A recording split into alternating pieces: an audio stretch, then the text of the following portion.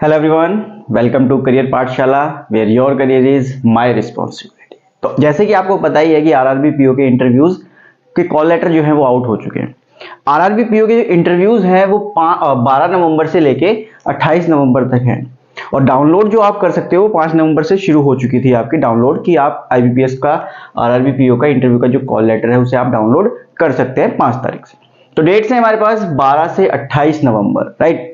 अब 12 से 28 नवंबर डेट्स तो हैं, बट अब मेजर बात यह है कि बच्चों के सवाल आ रहे हैं कि सर डॉक्यूमेंट्स क्या क्या लगते हैं वहां पर। तो देखो बच्चों, आज डॉक्यूमेंट्स की बात कर लेते हैं कि पीओ के इंटरव्यू में हमें डॉक्यूमेंट्स क्या क्या चाहिए। तो पहला है इंटरव्यू कॉल लेटर। तो देखो आपके पास एक कॉल लेटर के लिए आपको निकला ही है, आपको वो फॉर्म लेके जाना है। जैसे आपका एडमिट कार्ड आता है ऐसे ही इंटरव्यू के लिए जो कॉल लेटर, एक तरीके से आप उसे एडमिट कार्ड बोल सकते हो, तो आपको वो तो लेके जाना ही है। साथ ही साथ जो दूसरी चीज है, एप्लीकेशन फॉर्म का प्रिंट आउट। जो आपने शुरू में फॉर्म भरा होगा एप्लीकेशन फॉर्म, तो उसका जो प्रिंट आउट है वो आपको लगेगा ही वहां पर। वो वहां पर जो डॉक्यूमेंट्स होंगे उसके लिए वहां पर चाहिए। देखो अगर आपने डाउनलोड किया था उस मूवमेंट पे तो अच्छा है, अगर नहीं किया है तो उसका मैं लिंक आपको प्रोवाइड कर दूंगा, आप एप्लीकेशन फॉर्म उस लिंक से डायरेक्टली डाउनलोड कर सकते हैं। सेकेंड ये हो गया। थर्ड है proof of date of birth. आपको अपनी डेट ऑफ बर्थ का जो है वो प्रूफ देना पड़ेगा। अब आप वो कैसे दोगे? या तो आप अपना यहाँ पर बर्थ सर्टिफिकेट दे सकते हो, या फिर आपकी जो 10th की मार्कशीट होगी वो भी वहां पर एप्लीकेबल है। क्योंकि काफी बच्चों का सवाल था कि सर हमारे पास तो बर्थ सर्टिफिकेट ही नहीं है, हमारे पेरेंट्स ने बनवाया नहीं, या फिर उस समय पे उन्हें इतनी अवेयरनेस नहीं थी। तो घबराने जैसा कुछ नहीं है यहाँ पर। अगर आपके पास 10th की मार्कशीट है जिसमें आपका प्रॉपर है, तो आपकी 10th की मार्कशीट वहां पर यूज हो जाएगी, राइट। तो proof of date of birth आपका, या तो आप बर्थ सर्टिफिकेट दे सकते हो या फिर आपकी 10th की मार्कशीट भी वहां पर यूज हो जाएगी। Photo identity proof. आपको कोई ऐसी आइडेंटिटी देनी है जिसमें आपका फोटो भी हो। जैसे आप लोग जब एग्जाम देने जा रहे थे तो आप लोग आधार कार्ड या फिर पैन कार्ड यूज कर रहे होंगे जिसमें आपका फोटो होता है, तो आप यहां पर उसकी भी फोटोकॉपी लेके जाएंगे। एक चीज का ध्यान रखना, जिन चीजों की भी आप फोटोकॉपी लेके जा रहे हो उनको ओरिजिनल में भी लेके जाना है, राइट। कि डीओबी का अगर आपके पास कोई सर्टिफिकेट है तो आप उसकी ओरिजिनल भी चीज लेके जाएं और उसका फोटोकॉपी भी। फोटो आइडेंटिटी प्रूफ में भी फोटोकॉपी भी लगेगी और आपका वो ओरिजिनल भी चेक होगा। तो इन दोनों चीजों को आपको लेके जाना। मार्कशीट्स। अब देखो मार्कशीट्स की बात ऐसे कि ऑफिसर स्केल 1, 2 और 3 सबके एक ही टाइम पे हैं। ये जो हमारे इंटरव्यू हैं वो एक ही टाइम पे हैं। तो देखो यहाँ पे मार्कशीट से ये है कि अगर स्केल 1 का है तो आपके पास जो भी आपने एप्लीकेशन फॉर्म भरते समय अपनी ग्रेजुएशन बताई है या पोस्ट ग्रेजुएशन बताई है, वो सारी मार्कशीट्स आपको यहाँ पर लेके जानी ही जानी है, राइट।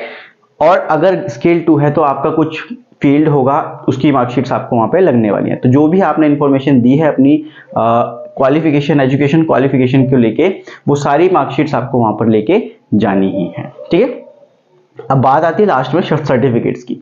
देखो सर्टिफिकेट से बहुत सारे सर्टिफिकेट्स की बात हो जाती है यहाँ पर।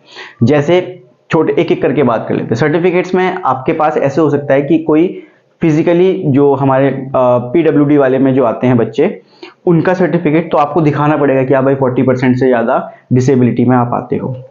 कास्ट सर्टिफिकेट, कास्ट सर्टिफिकेट जैसे आप जनरल में हो तो आपको कोई जरूरत नहीं है, और अगर आप जनरल में नहीं हो तो आपको उस स्टेट का या सेंट्रल का, जैसे सेंट्रल का मांगते हैं तो आपको सेंट्रल का वो कास्ट सर्टिफिकेट दिखाना पड़ेगा। जैसे ओबीसी है, अगर आप नॉन क्रीमी लेयर में हो तो आपको दिखाना पड़ेगा कि आप नॉन क्रीमी लेयर में हो। क्रीमी लेयर में हो तो आपको कोई जरूरत नहीं, क्योंकि उनको जनरल की तरह ही ट्रीट किया जाता है। एससी एसटी होते हैं, उनके लिए भी हमें चाहिए यहाँ पर कास्ट सर्टिफिकेट कि भाई हमें दिखाना तो पड़ेगा, राइट, कि प्रूफ देना है कि हाँ हम एससी और एसटी से बिलोंग करते हैं, या किसी भी लाइक। और एक्स सर्विसमैन जो फॉर्म भरते हैं, तो अगर एक्स सर्विसमैन है तो उन्हें भी अपना प्रूफ देना पड़ेगा कि that they are ex serviceman, ठीक है।